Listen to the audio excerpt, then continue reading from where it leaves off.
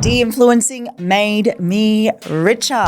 Your girl's bank account had zero in there. Why? Because all I valued was getting money from sponsorships, from brands, and I actually didn't have a clear idea of what I was doing online. Right now, we are in a space where founder-led is selling more than the influencer type of content. I found what my brand was about. I found that I had a clear message, but also most importantly, there was a system and strategy in place to what I do now. Here are 3 things I want you to start thinking about that you need to action right now. The first one is de-influencing made me richer. Welcome back to another episode on Say It With Your Chest. I'm your host, Tamara Meyer. And before we get into this episode, I would absolutely love for you guys to click that subscribe button, because the more people we have subscribing to this channel, the more people we can impact and help them find a voice. Now let's get into what I used to do versus what is actually helping me get richer in the online space.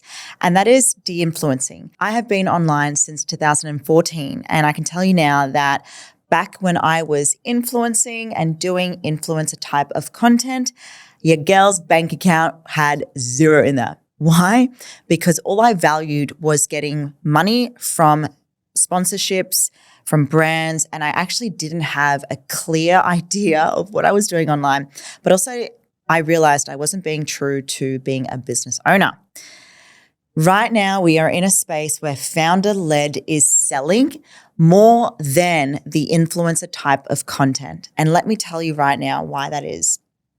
When it came to online presence years ago, it was great seeing how amazing you could put a supplement there and have, a tiny little short and cropped up on, neck minute, likes, validation, money.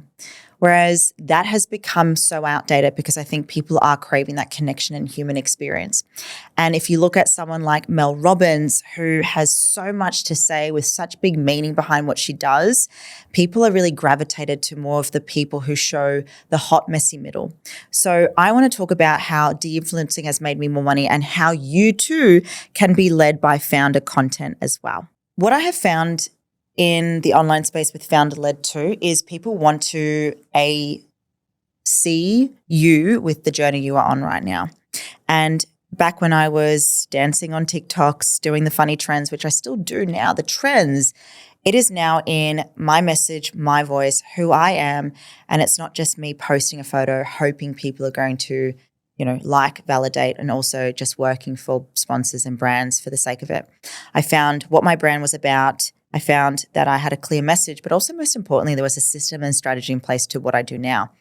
And if you're wanting to build a business right now and you might have an established business, people are going to connect more with who you are, and that builds more authority. Now, how to start building content as a founder, here are 3 things I want you to start thinking about that you need to action right now. The first one is you need to have an origin story, which is how did you begin your business and what were some of the challenges you faced? What got you to where you are now, and why do people need to hear this? Your origin story allows people to connect who you are, how you began, some of the challenges you faced, and what you're working on right now. That would be the first founder-led content I would be implementing into your content right now.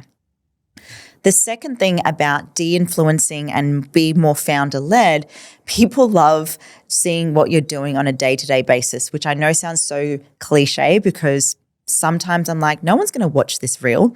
And it's literally me doing the same thing over and over again, and people love it. But there's so much happening in the world right now that they just want to have something that feels good to watch.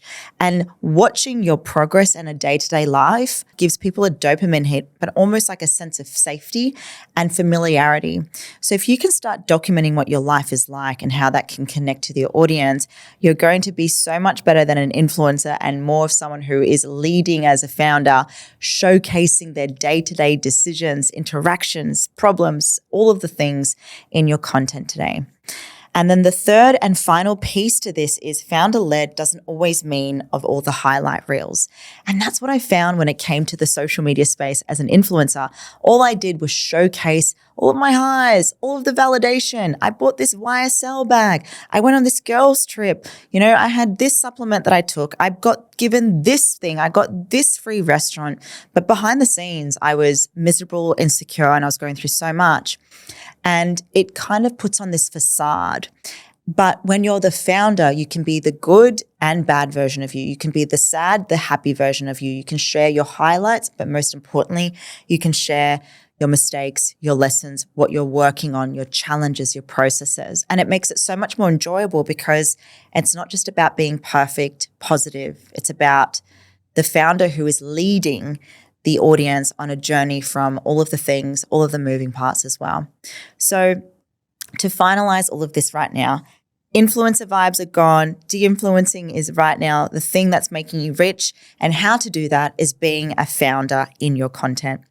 I hope this episode has helped. And last but not least, I want to invite you guys on, if you are looking at creating more presence and visibility online and scaling your business in the online space, then our Empire School might be for you, where we help business owners scale with organic and paid advertising, where we focus on helping you show up with your right messaging, sell with your one offer, and scale with paid advertising.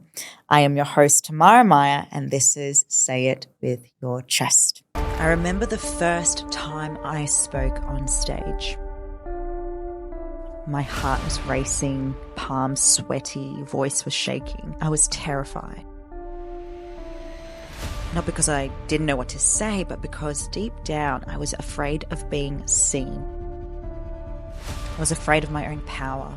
But here's the truth no one tells you. Speaking isn't about perfection. It's about connection. When you step onto stage, whether it's a room of 10 or 10,000 people aren't just listening to your word. They're feeling your energy. They're watching to see, does this person believe in what they're saying? Does this person believe in themselves? The power to command a room comes from owning your story, not performing a script. That's what amplifies your voice, and that's what creates impact. I spent years shrinking myself, dimming my light, thinking I had to sound like everyone else to be taken seriously. The moment I let go of the performance and I chose to lead with my truth, my voice changed, my business changed, my life changed. And that's what I want for you. Because when you learn to speak with authority, to lead with conviction, to show up as the fullest, boldest version of you, you don't just inform, you transform.